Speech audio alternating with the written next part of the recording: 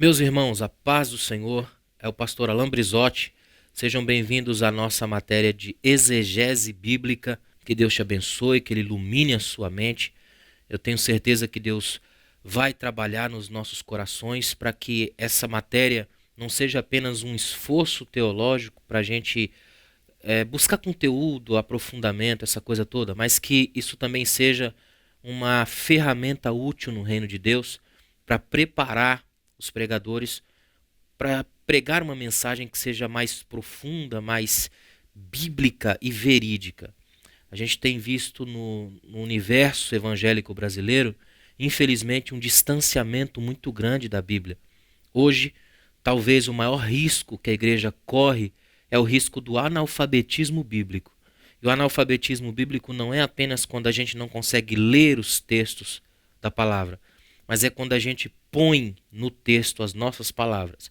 Isso é um problema muito grave. Então, o meu esforço é servir a você, municiá-lo de ferramentas práticas para você conseguir extrair aquilo que é central do texto que você vai expor. Então, para mim é uma honra participar desse momento e eu tenho certeza que o Espírito de Deus vai nos guiar aqui nessa tarefa. Exegese é uma matéria mais complicada, um pouco mais técnica. Acredito que vou precisar muito da sua atenção, do seu esforço.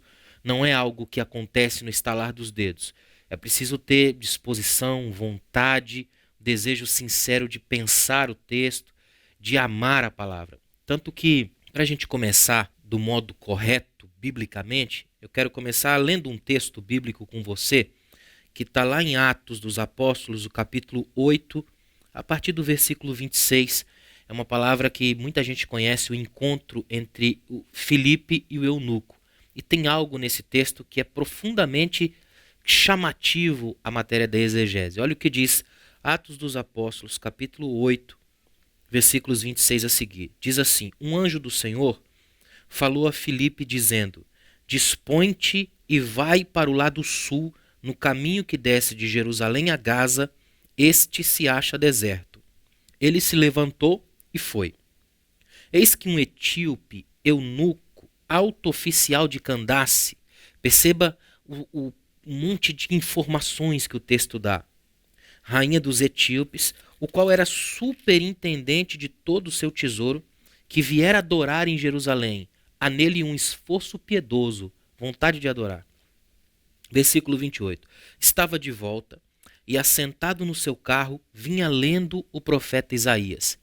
Interessante que o texto bíblico nos coloca uma informação muito importante. Alguém de um alto cargo, alguém que teve acesso a uma coisa que na época era muito difícil, achar um dos rolos do livro de Isaías. E esse homem consegue, provavelmente pelas suas conexões ele tem acesso a isso. Então está lendo no seu carro o livro de Isaías. Olha o que diz o versículo 29. Então disse o Espírito a Filipe: aproxima-te deste carro e acompanha-o. Correndo, Filipe ouviu ler o profeta Isaías e perguntou: compreendes o que vens lendo? Eu gosto de uma outra tradução que diz assim: você consegue entender aquilo que está lendo? Essa pergunta é a pergunta da exegese. É quando você se propõe a olhar para o texto e perguntar: eu consigo entender isso? Você consegue entender o que está lendo? O que me assusta, espanta violentamente, é ver algumas pessoas que sequer entendem o que estão lendo, mas acham que entenderam, podem falar e ainda defender certezas. Como você pode ter certeza completa daquilo que não conhece nem pela metade? Então a pergunta de Filipe é: você consegue entender o que está lendo? Agora, interessante que Filipe faz uma pergunta e não recebe uma resposta, recebe uma contra-pergunta. É contra-argumentação, exegese na sua mais íntegra realidade. Olha o que diz o versículo 31. Ele respondeu: como poderei entender se alguém não me explicar? E convidou Filipe a subir e sentar-se junto a ele. Como eu amo esse texto. Ele pergunta: você consegue entender o que está lendo? O eunuco responde com uma outra pergunta na contra-argumentação, dizendo: como eu vou entender se não tem ninguém para me explicar? Eu vejo aqui perfeitamente o diálogo mundo-igreja.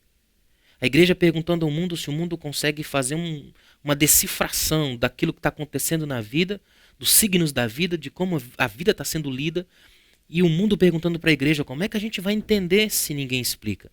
Então você tem quase que um eco lá na frente. Paulo vai fazer disso, perguntando como ouvirão se não há quem pregue e como pregarão se não forem enviados. É mais ou menos como se ele estivesse dizendo: essas duas realidades estão sempre na busca uma da outra. Gente que lê, gente para explicar. Esse é o esforço fundamental da exegese. Explicar. Eu queria que você, que teve essa alegria do Espírito Santo te moldar a ponto de você querer estudar e se aprofundar, que você não perca tempo, que você se esforce o máximo possível. Aí na sua tela você vai perceber que em anexo tem muita coisa que você vai poder usar. Você vai abrir os arquivos aí, vai ler. Eu tenho certeza que isso vai mexer muito com você. Eu vou pensando algumas coisas. Tem uma bibliografia muito interessante aí, e ela não é só isso. Essa daí é apenas um princípio. Tem muitos outros textos, muitos outros temas, até porque exegese é uma matéria dinâmica. Olha, exegese é uma matéria dinâmica. Ela está sempre em mutação. Então, tem muito livro novo, muito texto novo. O advento da internet nos ajudou muito. Hoje você tem acessos a textos extraordinários através da internet. Há muita coisa dos originais, e quando a gente fala originais, a gente fala dos textos mais antigos que a gente tem, não necessariamente os literalmente originais, porque esses já se perderam. Mas é muito importante que você mantenha essa mentalidade que eu acabei de falar aqui, que você faça as perguntas certas. Entendes o que lês? Você consegue entender aquilo que está lendo? Eu oro a Deus hoje para que a gente tenha sempre esse desejo de olhar para o mundo e perguntar para o mundo se a gente pode ser útil na interpretação da vida. O que é interessante desse texto de Atos é que Filipe começa a explicar o texto que o eunuco está lendo pela perspectiva de Cristo. O eunuco vai fazer perguntas do texto. O eunuco pergunta: ele fala dele mesmo ou de alguém? E Filipe vai explicar o texto. E à medida que vai explicando o texto, as perguntas do eunuco tendem a se transformar na busca não apenas de informação, mas de formação para a vida. A ponto que quando o eunuco vê água, ele pergunta: tem água aí? O que me impede de ser batizado? Essa pergunta já não é mais a busca por informações. É a busca por uma nova vida. Ele já está querendo fazer parte, tomar uma atitude que radicalize sua vida. Ou seja, a verdadeira exegese não é apenas eu extrair um monte de coisas da Bíblia de modo que eu me torne uma biblioteca ambulante. É à medida em que eu extraio verdades bíblicas, essas verdades radicalmente mudem as vidas de quem está me ouvindo. Que isso fique gravado no seu coração de um modo muito importante. Nós vamos fazer abrir um horizonte introdutório aqui. Hoje eu quero chamá-lo para... Eu coloquei como horizontes introdutórios o tema dessa nossa primeira aula, porque tem tanta coisa na introdução da exegese que eu gosto de entendê-la como um horizonte. Não apenas um, mas vários. Você pode ampliar a sua mentalidade, e é isso que eu quero convidá-lo a fazer. Inclusive eu coloquei na abertura, você pode ver nos anexos aí, se você fizer o download aí. Donald Grey Barnhouse escreveu uma frase que eu acho extraordinária. Ele diz assim, ó: o caminho mais curto para entender a Bíblia é aceitar o fato de que Deus está falando em cada linha. Como eu gosto dessa frase. O caminho mais curto para entender a Bíblia é aceitar o fato de que Deus está falando em cada linha. Guarde isso no seu coração. Antes de qualquer coisa, eu preciso pontuar algo aqui que para mim é decisivo. Preste atenção no que eu vou te dizer. Anote se preciso for. Nunca se esqueça que a Bíblia não é um livro seu. É um livro escrito, inspirado totalmente por Deus, pelo Espírito Santo. Então, antes de qualquer coisa, para se empreender uma verdadeira viagem na Bíblia, eu preciso do auxílio do Espírito de Deus. Preciso entender que Ele é o dono, o autor da ideia. Então eu não posso, em momento algum, achar que o meu intelecto, a minha mentalidade, por si só dá conta disso. Não tem como. É preciso urgentemente trabalhar para que o auxílio do Espírito Santo me ajude nas luzes do texto. Isso é extremamente importante.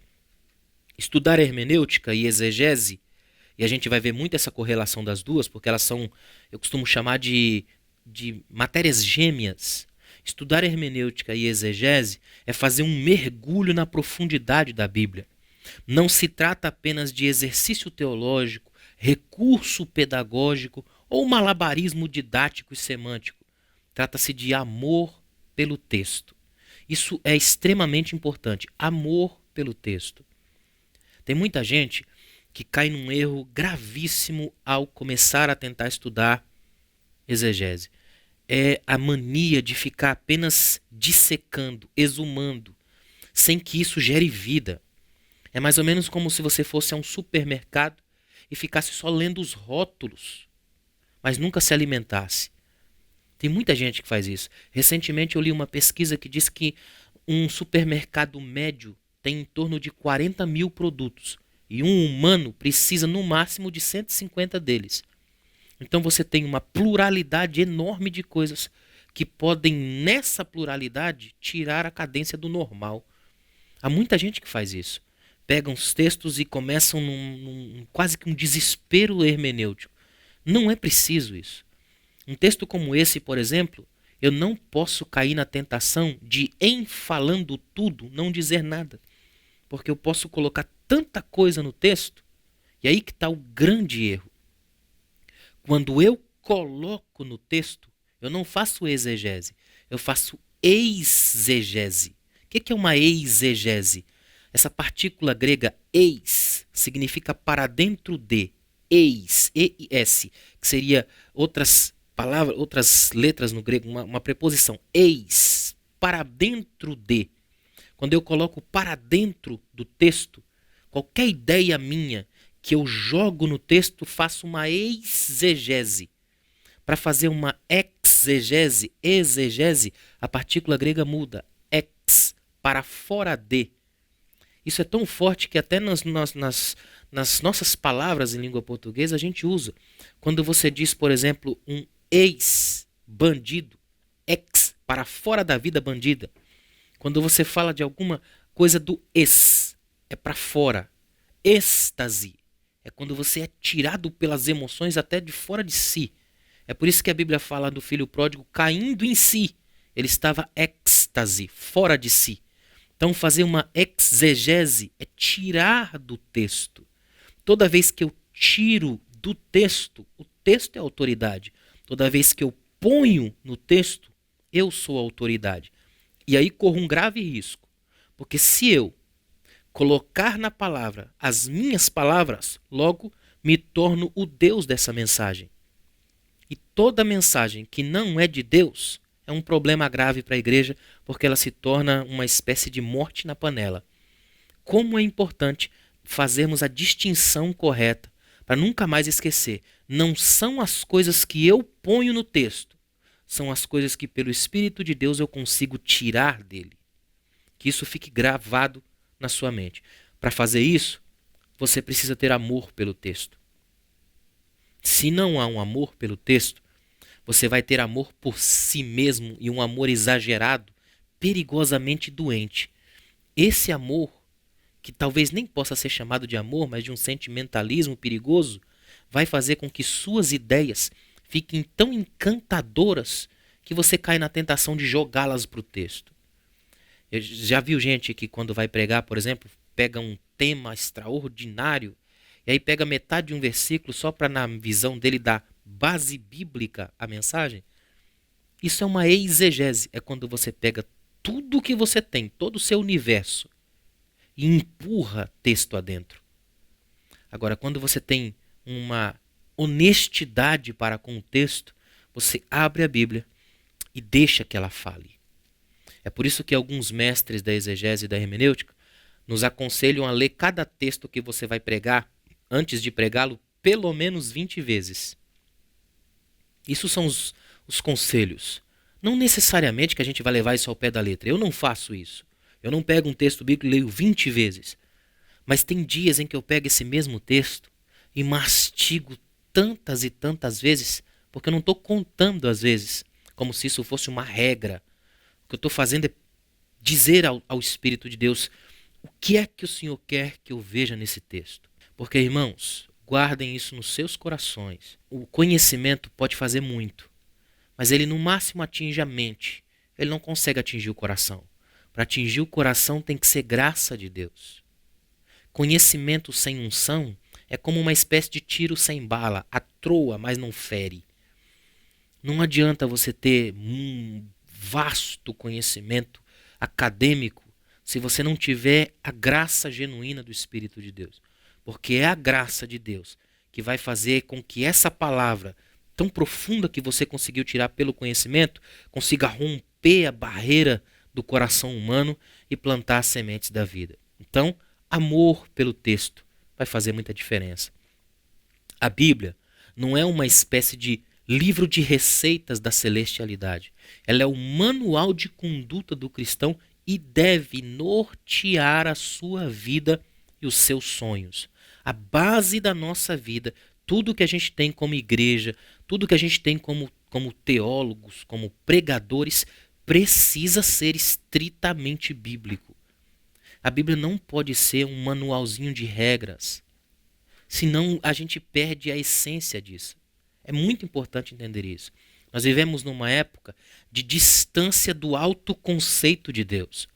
Sem a Bíblia, o desespero eclesiástico vai inventar outras palavras para substituírem a palavra. Uma das táticas fundamentais do inimigo das nossas almas é tirar as palavras do seu sentido original. Ele consegue esvaziar as palavras. E uma das palavras que ele tem conseguido esvaziar brilhantemente hoje é a palavra devoção. Ela está sendo transformada em apenas ritualismo de culto, sentimentalismo gospel. Isso faz com que a gente perca o fio da meada, perca a capacidade de entender e levar um culto a Deus de verdade.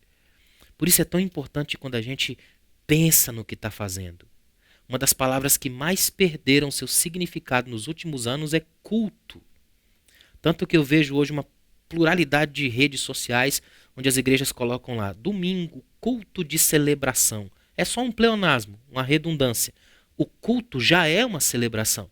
Ou seja, se eu preciso lembrar aos irmãos que esse culto é uma celebração usando uma redundância, é porque ninguém mais celebra lá. Então nós estamos vivendo uma época de perigosos malabarismos semânticos. É muito importante tomar cuidado com essas armadilhas do verbo. Por que isso acontece tanto hoje? Por causa de uma palavra chamada relativismo. A morte das verdades fundamentais. O relativismo, escuta bem o que eu vou te dizer, quando a Bíblia é soberana na nossa teologia, o relativismo morre. É muito importante entender isso. Nós vivemos numa era marcada pelos relativos. Tudo hoje tem a ver com relativismos. Se isso pode ser uma verdade para você, mas não para mim. Peter Ustinov escreveu que a verdade é como um lustre. Todos na sala podem vê-lo, mas cada qual de um ângulo diferente. Ele foi o pai dessa ideia de que cada um tem a sua visão.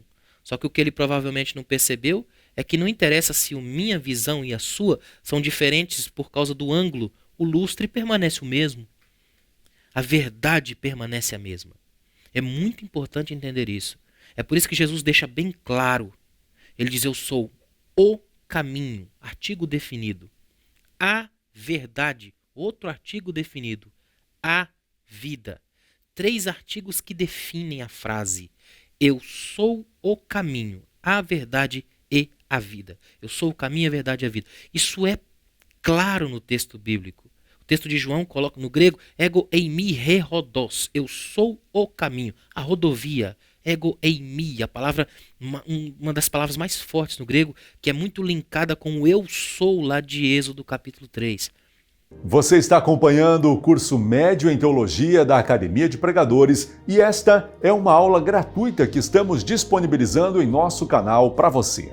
Agora, para fazer o curso completo, com mais de 20 matérias, nós temos uma condição especial. Está no link aqui na descrição do vídeo. Você pode clicar agora mesmo e começar hoje os seus estudos fazendo todas as 20 matérias deste curso. O Médio em Teologia tem excelentes professores, conteúdo 100% gravado em uma plataforma moderna e fácil de usar. Você pode assistir no seu computador, no celular, no aplicativo, onde você estiver. Matricule-se e comece hoje mesmo. Eu sou o caminho, ego eimi rehodos, kaie aletheia karezoe. Eu sou o caminho, a verdade, a vida. Esses dias eu vi alguém postar numa rede social: Jesus é vida. Jesus não é vida, ele é a vida. Artigo definido. O relativismo é perigoso, ele começa a fazer pequenas alterações, sutis movimentos. E se a gente não percebe isso, a gente perde violentamente o fio, o caminho condutor. Então, meus irmãos, prestem atenção nisso. Relativismo.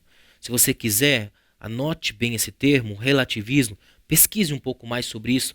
Existem correntes teológicas e filosóficas que trabalham muito com esse termo. É um termo muito importante. Aliás, vou fazer um adendo aqui. Você está estudando esse texto, está estudando essas aulas, esse curso e quer uma coisa um pouco mais profunda, invista em comentários bíblicos e teológicos. Há uma diferença. Você vai numa livraria, eu quero um comentário teológico. Então você vai receber textos grandes, um comentário com termos teológicos. Relativismo, antropologia, termos de teologia, bibliologia, supralapsarianismo, infralapsarianismo, termos da teologia. Agora, quando você diz eu quero um comentário bíblico, então você vai receber livros que comentam os textos bíblicos. Efésios, Romanos, Gálatas.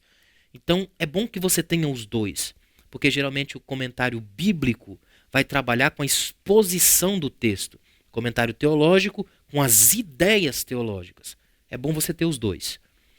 Sem falar que quando tratamos de exegese, também é extremamente importante termos acesso à nossa própria língua. E aqui eu tenho que fazer um desabafo.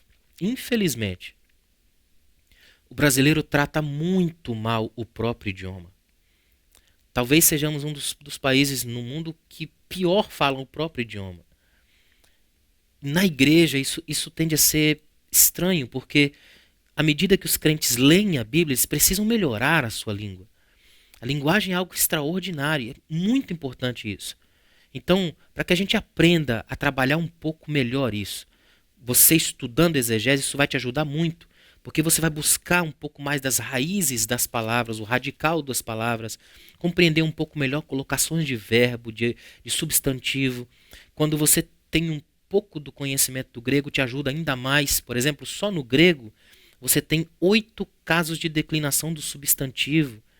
Você tem genitivo, nominativo, ablativo, locativo, instrumental, dativo, acusativo e vocativo. São 8 casos de substantivo, declinações de verbo. No hebraico você tem muito isso também. Então isso vai ajudar a abrir a sua mente para você poder desenvolver um pouco melhor a linguagem. Acho que você já percebeu por que eu coloquei como horizontes introdutórios. Você pode entrar pela via teológica, pela via da exposição por si só bíblica, pela via linguística. Tem diversas coisas para você fazer. Importante lembrar também, nessa nossa introdução, a pessoa central da Bíblia.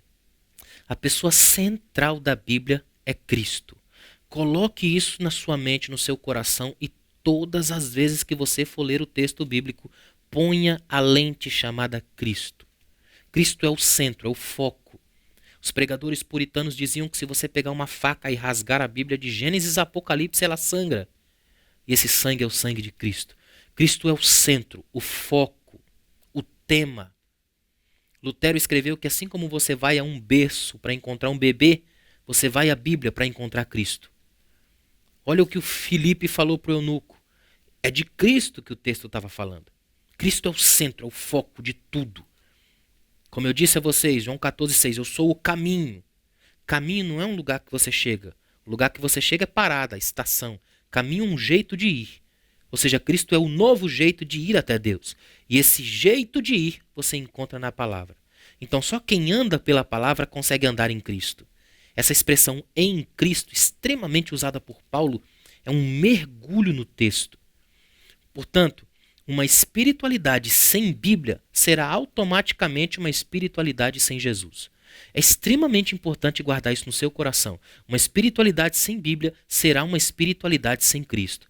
Eu até coloquei a frase aí que eu acabei de citar de Martim Lutero. Da mesma forma como vamos até o berço tão somente para encontrar um bebê, também recorremos às Escrituras apenas para encontrar Cristo. Olha, quando você abre um texto bíblico e você consegue falar de milhares de coisas, mas não consegue achar Jesus no texto, tem alguma coisa errada com a sua exegese. Eu tive um professor de exegese, ele era um angolano, provavelmente ainda está vivo, e ele disse uma vez numa das nossas aulas, eu nunca mais esqueci isso.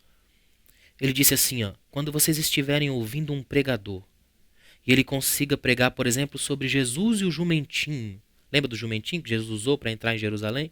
Ele diz Jesus e o jumentinho.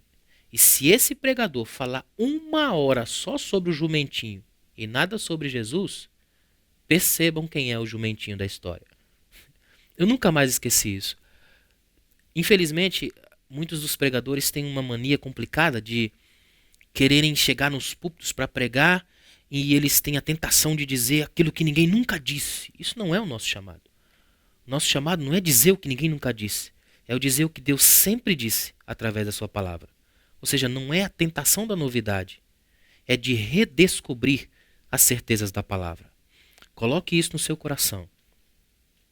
Se nós quisermos viver vidas dignas, guarda essa palavra. Se quisermos viver vidas dignas do nome de cristãos, então não podemos viver sem respirar o ar abençoado da palavra de Deus.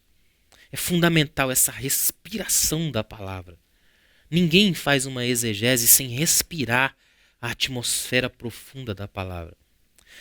Martin Einstein escreveu o seguinte: a qualificação mais importante exigida do leitor da Bíblia não é erudição, mas sim rendição. Não perícia, mas disposição de ser guiado pelo Espírito de Deus. Eu acho tremendo isso. Não é erudição, não é uma inteligência privilegiada. Claro que isso ajuda, mas é a capacidade sincera de querer a palavra. Como Moody certa vez disse, é melhor você ter um zelo sem ter todo um conhecimento do que você ter todo um conhecimento, mas não ter zelo. Esse desejo sincero. Martin Lloyd Jones dizia que é você conjugar luz e calor. A chama do Espírito no peito e a luz do conhecimento na mente. Eu costumo dizer que uma espécie de, entre aspas, receita da exegese é quando a gente consegue manter o coração nas Escrituras, a cabeça no céu e os pés no chão. E aí a gente mantém uma conexão perfeita. Eu queria passar para vocês, nessa nossa primeira aula, nesses horizontes introdutórios, algumas definições de exegese. São um pouco mais técnicas, mas é muito importante. Um teólogo alemão, o Wegener, diz assim, exegese é, pois, o trabalho de explicação e interpretação de um ou mais textos bíblicos. É interessante entender essa pequena distinção, um ou mais textos bíblicos. Você pode fazer uma exegese de um livro bíblico, o que dá um trabalho imenso. Pode fazer a exegese de um capítulo, a exegese de um versículo. Às vezes a exegese de uma frase, às vezes a exegese de uma palavra. Só que tudo isso precisa estar linkado com o contexto geral. Então é um trabalho, é um exercício. Exegese não é apenas uma matéria de absorção de conhecimento, é uma matéria que se faz trabalhando todos os dias. Muito do que a gente vai falar nessas aulas, não necessariamente a gente vai fazer toda vez que for pregar. Isso dá um trabalho imenso. Mas o espírito disso, a forma como faz isso, nunca mais vai te permitir que você pregue de qualquer jeito. De maneira alguma. Eu, por exemplo, todas as vezes que eu vou ministrar uma palavra, que eu vou pregar um texto bíblico, eu não consigo mais, sinceramente, diante de Deus, pegar um texto bíblico aqui agora, abrir e pregar. Eu preciso trabalhar o texto, eu gosto disso, de mergulhar nele, de ouvir o que o texto tem a dizer. E uma coisa eu te garanto, toda vez que você pesquisar um texto, você vai descobrir algo novo. Sempre tem coisas novas, e não é a tentação da novidade que eu falei há pouco, é o Espírito redescobrindo certezas. Isso é maravilhoso, quando você vai descobrindo coisas belíssimas no texto, coisas que a gente às vezes não vê e elas passam despercebidas. Outra coisa, ó, o dicionário Aurélio Buarque de Holanda diz assim, ó, exegese é uma explicação que procura fazer uso de vários recursos e instrumentos científicos para entender o texto das Sagradas Escrituras. Esses instrumentos científicos são diversas outras matérias que podem auxiliar, inclusive o uso de dicionários, como eu falei há pouco. John Gransick escreveu assim, ó, Gransmick, exegese é a exposição de uma palavra, sentença, parágrafo ou de um livro inteiro, levando ao significado verdadeiro e exato do seu texto. É muito importante gravar essa frase pequena aqui, ó, significado verdadeiro e exato, porque existe uma pluralidade de significados. Por exemplo, eu poderia fazer uma exegese desse texto de Atos capítulo 8 de diversas perspectivas. Poderia fazer uma perspectiva psicológica, filosófica, até quem sabe econômica do texto. Financeira, como muita gente da teologia da prosperidade costuma fazer. Mas qual é o significado verdadeiro do texto? Esse só é descoberto à luz do Espírito Santo. E toda vez que Cristo for o centro e que o desejo de voltar para a Bíblia for o centro, aí está o significado verdadeiro do texto. Toda vez que eu quiser extrair alguma coisa aqui só para meu bel prazer, para minha prosperidade, para o meu sucesso, eu posso até extrair um significado válido do ponto de vista das ciências, mas não do texto bíblico. Do texto bíblico, eu preciso voltar para Cristo. Se toda a minha exegese me levar de volta a Cristo, então ela é verdadeira. Outra definição, também do Uwe Wegner, diz assim, ó, a hermenêutica bíblica designa mais particularmente os princípios que regem a interpretação dos textos. A exegese descreve mais especificamente as etapas ou os passos que cabem dar em sua interpretação. Eu gosto muito dessa definição dele, de que a hermenêutica ela trabalha os princípios que vão reger, e isso a gente vai falar disso um pouco. Mas a exegese descreve as etapas, os passos que você faz. Então você precisa dos dois. Porque unindo os princípios com os passos, você consegue ter uma visão mais ampla. No sentido amplo, essa é uma definição do Sulen, do R. Kendall Sulen. Diz assim, ó, no sentido amplo, exegese é o cuidadoso estudo metodologicamente autoconsciente de um texto, empreendido com a finalidade de produzir uma interpretação acurada e útil do mesmo. Falando de forma mais estrita, o termo exegese é frequentemente usado para denotar o esforço de estabelecer o sentido filológico. Isso tem a ver com a palavra, o sentido das palavras, filologia, e histórico de um texto bíblico, o que ele significou, em contraste com o seu sentido aplicativo, o que ele significa. Eu gosto dessa distinção que ele faz, ou seja, o sentido filológico e histórico é o que o texto significou para sua primeira plateia original. E o sentido agora aplicativo é o que ele significa para nós hoje, que é exatamente o que significou lá, mas que com a nossa visão de mundo, nosso contexto e aquilo que a gente vive, tem uma outra aplicabilidade. É muito interessante quando a gente faz isso. É a mesma coisa de Filipe aqui, o eunuco. Filipe fez isso correndo ao lado do carro, entrando no carro e sentando. E nós hoje fazemos isso com a internet, no púlpito. É a mesma coisa. Só que a nossa aplicação costuma ser um pouco diferente. Douglas Stuart colocou essa definição aqui, ó. Uma exegese é um estudo analítico completo de uma passagem bíblica, feito de tal forma que se chega à sua interpretação útil. Uma exegese é uma tarefa teológica, mas não mística. Existem certas regras e padrões sobre como fazê-la, embora os resultados possam variar em aparência, uma vez que as próprias passagens bíblicas variam bastante entre si. Ou seja, não é um exercício místico, onde eu vou apenas pensar ou elencar alguma coisa aqui que possa de algum modo mexer com o sentimentalismo das pessoas. Não. É uma tarefa mais concreta, uma interpretação, que eu gosto dessa frase dele, interpretação útil. Deixa eu mostrar para você também, rapidamente, algumas particularidades entre exegese e hermenêutica. A hermenêutica e a exegese, como eu já disse, possuem uma simetria, uma forte relação. Elas trabalham juntas. E olha, a hermenêutica tem 5 regras, mas uma regra fundamental. A regra fundamental da hermenêutica, guarde isso no seu coração. A Bíblia interpreta a própria Bíblia. Se eu tivesse com uma sala de aula aqui agora, eu pedia para eles repetirem comigo. A Bíblia interpreta a própria Bíblia. Essa é a regra fundamental da hermenêutica. Coloque ela na sua mente. A Bíblia interpreta a própria Bíblia. Mas ela tem 5 regras básicas. Primeira regra básica da hermenêutica: sempre tome as palavras no seu sentido usual e comum. Ou seja, se a palavra aparece ali, água, não tente imaginar uma água da vida, do espírito, da fluidez filosófica. Tome primeiro como a palavra água, H2O. Tome a palavra no seu sentido usual e comum.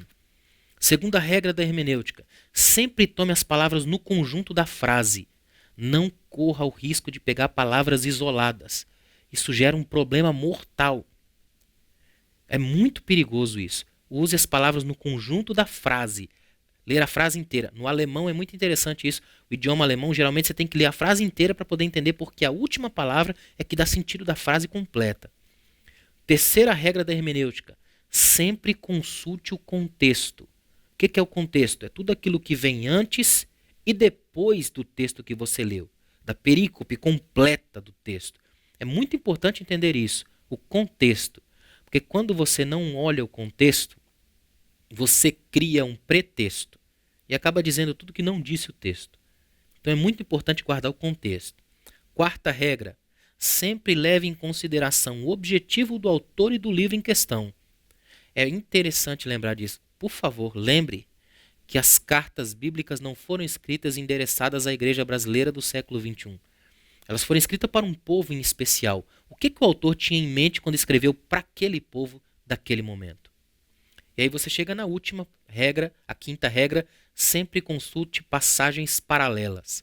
Ou seja, passagens que ajudam no texto. Muitas das nossas Bíblias têm aquele númerozinho e lá embaixo você tem vários textos bíblicos. São passagens paralelas. Tem paralelos de ideias, as mesmas ideias no texto. Paralelos às vezes de mensagens, às vezes de palavras. Várias palavras que se repetem nos mesmos textos. Daí a importância de você ter várias versões da Bíblia sempre à mão. Porque às vezes a mesma palavra tem uma outra conotação mais fácil de entender em outro texto. A exegese é uma espécie de irmã gêmea da hermenêutica. O prefixo ex, como eu disse, fora de ou para fora de, refere-se à ideia de que o intérprete está tentando derivar o seu entendimento do texto, em vez de ler o seu significado no texto, que seria o para dentro de, a exegese, como eu disse. O que a exegese faz, junto com a hermenêutica?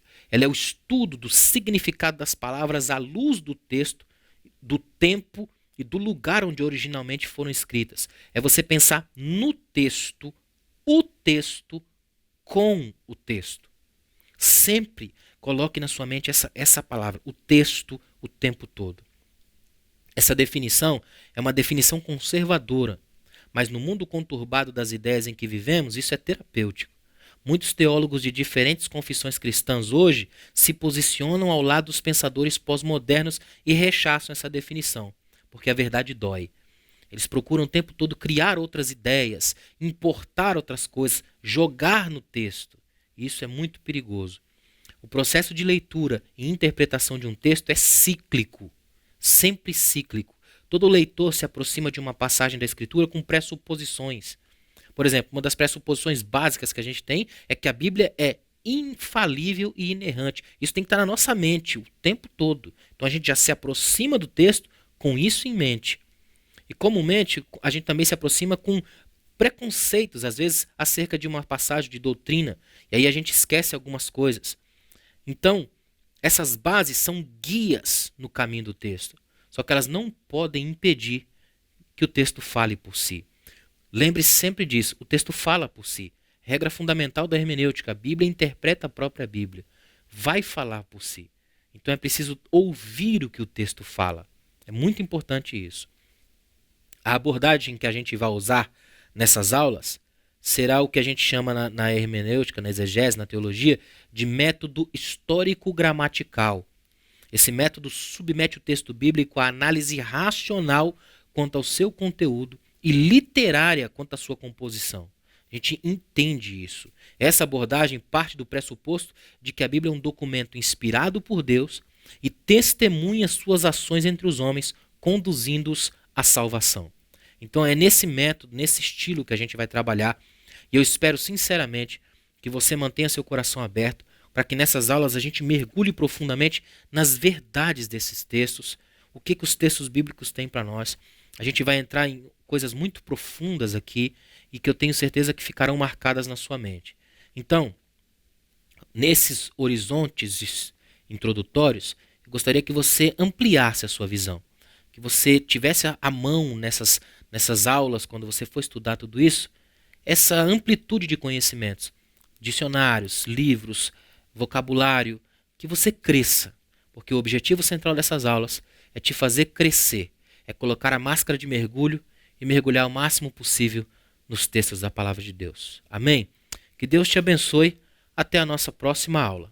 Esta aula faz parte do Médio em Teologia, um curso completo que você encontra na nossa plataforma da Academia de Pregadores. Nós temos o básico, o médio e também o bacharel livre em teologia. E você pode fazer todos esses cursos em nossa moderna plataforma de ensino à distância. A Academia de Pregadores é a maior escola bíblica online da América Latina.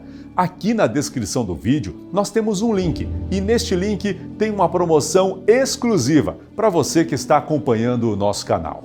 Clique e comece hoje mesmo. Paz do Senhor Jesus Cristo a todos, eu sou o pastor Jofran Moraes, sou pastor há 13 anos, quase 14 anos. Passei praticamente esses quase 13, 14 anos pastoreando ininterrupto, sem folga, sem nada. De repente, começamos a cuidar tanto de pessoas que nos deparamos com um problema seríssimo na vida de muitos pastores e que muitos pastores não reconhecem, a depressão. Entrei em um estado depressivo e de repente comecei a me ver isolado, cuidando e precisando ser cuidado. Resolvi entregar a igreja para que eu então pudesse cuidar da minha saúde. E assim o fiz.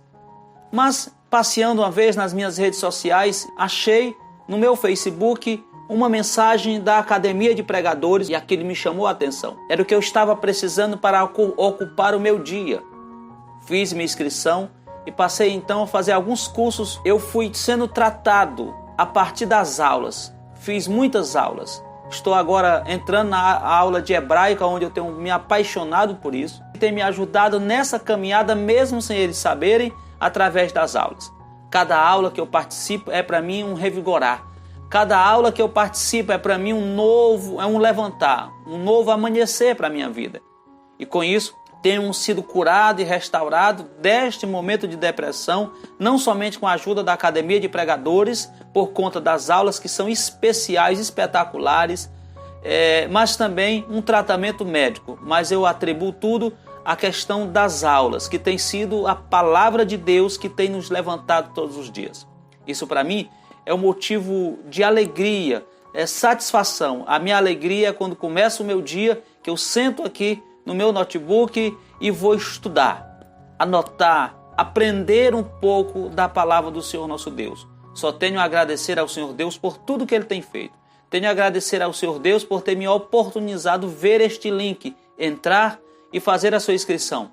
Louvar a Deus pela vida da Academia de Pregadores, que tem sido um ajudador. E tenho certeza que não só eu, mas muitas pessoas são ajudadas nessa área de depressão, porque vocês estão sendo aqueles colaboradores na vida de alguém sem vocês saberem. O valor que nós pagamos eu acho muito pouco para o que nós aprendemos, mas Deus seja louvado pela vida da Academia de Pregadores e todos os seus idealizadores, aqueles que fazem parte da linha de frente, professores, organização, câmeras e tudo. Deus abençoe a todos vocês, muito grato ao Senhor pela Academia de Pregadores. Um forte abraço em nome do Senhor Jesus. Faça o básico, faça o médio e venha estudar na Academia de Pregadores, a maior escola bíblica online da América Latina.